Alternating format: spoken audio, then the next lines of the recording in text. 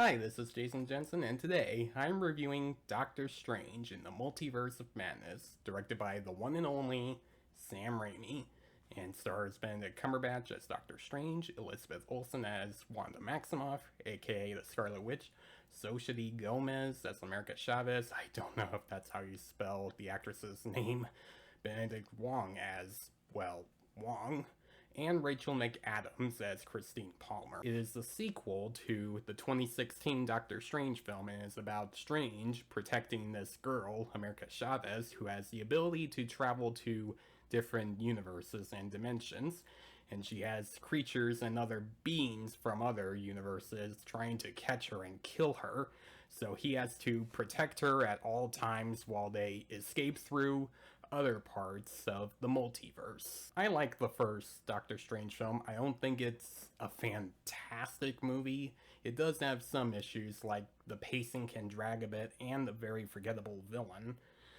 But I still have a lot of fun watching it because I liked Benedict Cumberbatch as Doctor Strange, and I liked his story, and I liked him in other films that he's appeared in the MCU, like Avengers Infinity War, Avengers Endgame, and last year's Spider-Man No Way Home. When I found out that they were going to make this film, Multiverse of Madness, be their first ever horror film in the MCU, I got pretty excited.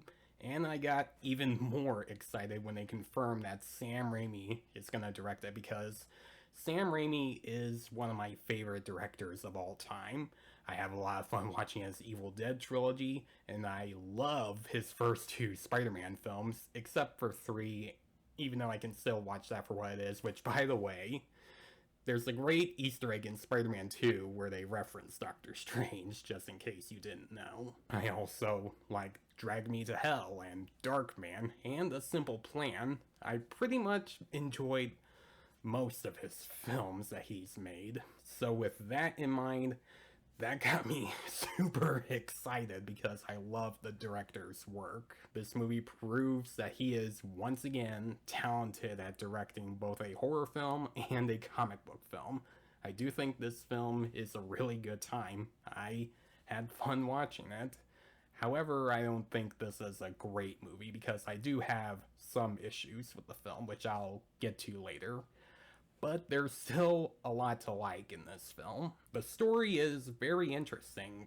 Part of that is really about moving on and accepting what you have. Like, for instance, Doctor Strange has these powers now and he can do anything with magic, but he's not dating his former girlfriend anymore, Christine Palmer, played by Rachel McAdams, because he's trying to keep her safe and making sure that his enemies don't find out about her and possibly kill her.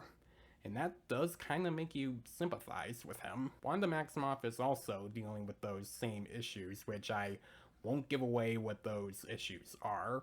But if you've seen the films and show that she's been in, like Age of Ultron, Infinity War, and WandaVision, you would understand why she has those issues. And I'll get to more of Wanda in a second, because there are some parts in this film involving her that I do want to talk about. For me, one of the biggest highlights of the film are the visuals. They are fantastic. They completely scream Sam Raimi's style. The green screen, the CGI, the sets, the style, all of that is top notch. Benedict Cumberbatch is once again great as Doctor Strange. He has a good arc that you understand where he's coming from. And America Chavez, I thought, was a pretty fun character, and I'm looking forward to seeing what else she does. And the actress did a pretty good job. I can't say her name again because I feel like I'm gonna butcher it again. Now, Elizabeth Olsen as the Scarlet Witch in this movie is, in my opinion, my favorite version of the Scarlet Witch in the MCU. She is, in my opinion, the best part of this movie. And I liked Wanda and some other things like Infinity War and WandaVision. But here, she has a lot more to do, and I won't spoil anything. All I'll say is I do like a certain power that she does in this film, and I thought she stole the movie for me. The action sequences are a lot of fun, In particular, there's one scene where Doctor Strange and other wizards are at a temple fighting an unstoppable force, and another scene where two characters are fighting in one location, and I won't give anything away. All I'll say is the music does play a good part for that scene, which brings me to another thing that I loved about this film. The music by Danny Elfman is incredible. It's fun, it gives you a creepy feel for certain scenes, and it gives you the feeling of terror. Since they did confirm this to be a horror film, there's some great horror moments that happen in the film that I can imagine some families bringing kids to see this film and their kids being frightened by certain imagery that happen in the film. And I can see kids in 20 years looking back on this film and looking at some of the moments that scared them when they were little, like they would still do with some of Disney's older films like Pinocchio with Pleasure Island and Night on Bald Mountain from Fantasia. Now, I was excited for this movie, but I also had some concerns going in, like when they confirmed that this film was going to have multiple cameos from other superheroes that could appear in the film. That did get me a little concerned because that made me feel afraid that this film would feel pretty messy and focus on too many cameos in one film rather than focus on an actual story like Batman v Superman and The Amazing Spider-Man 2 did. Gratefully, it did not do that. Like, the cameo stuff only appears in the second act, and it still feels more like a Doctor Strange film from then on. Now, I'm gonna get into some issues with the film, and that cameo stuff is part of that, and I don't want to spoil anything, even though they do mention the name of this group in the TV spots and in the trailers. But I feel like that part in the second act didn't need to be in this movie.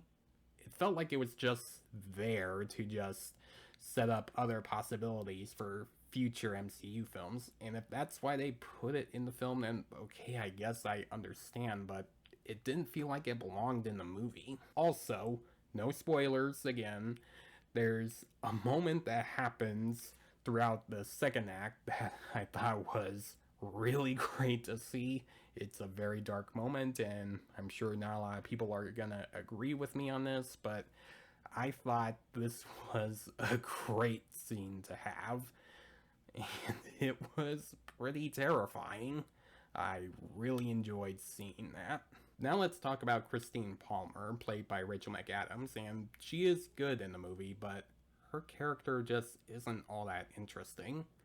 I get that she's supposed to be interesting because she used to be Doctor Strange's girlfriend, but throughout this film and in the first film, she would either be there to talk about some science stuff or help Strange with a certain situation that he's stuck in. She's not a terrible character, it's just that I would have liked to have seen more depth with her so that we would see why that she dated Strange in the first place before he got his powers. There are some characters that do make some moments that I'm sure fans of these characters are going to be put off by because of what they've done in the past, but for me and for what this movie was going for, I thought it worked. Doctor Strange in the Multiverse of Madness is a really fun watch that I do recommend for Sam Raimi fans that love his more horror and oddball-like style that he goes for with his films. And I recommend it to MCU fans that like these characters from the past, and if you have a problem with some of the characters that make certain moments in this film, then you might not enjoy it all that much. But if you do like those moments and understand why they would do that, then maybe you'll have fun watching this movie. I'm gonna give Doctor Strange in the Multiverse of Madness a B+. And those are my thoughts on the Doctor Strange 2. And if you've seen the film, what did you think of it? Did you love it? Did you hate it? Let me know in the comments below. And if you like this review, please click down here and subscribe to my channel so you don't miss a thing. Thanks for watching, guys, and I'll see you next time.